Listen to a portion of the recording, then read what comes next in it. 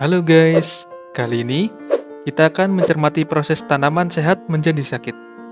Mari kita ikuti animasi berikut.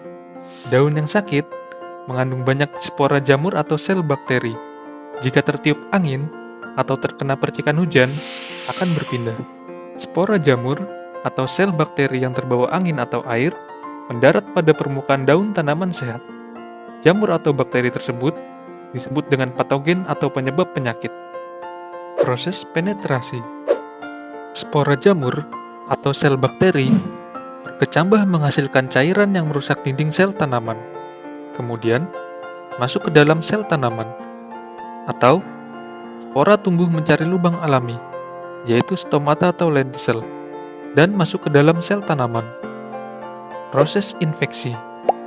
Setelah masuk dalam sel tanaman, jamur atau bakteri akan berkembang di dalam sel dan mengambil makanan dari sel tanaman.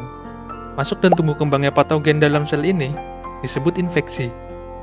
Proses inkubasi. Patogen yang tumbuh dan berkembang dalam sel tanaman mengambil makanan dari sel dan menyebabkan kematian sel dan jaringan.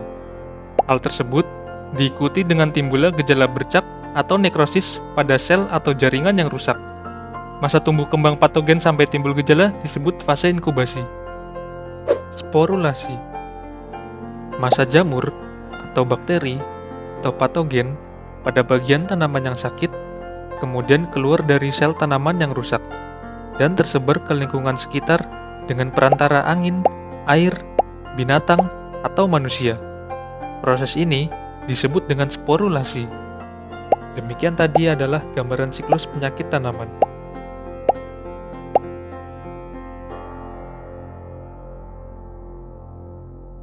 Selamat belajar!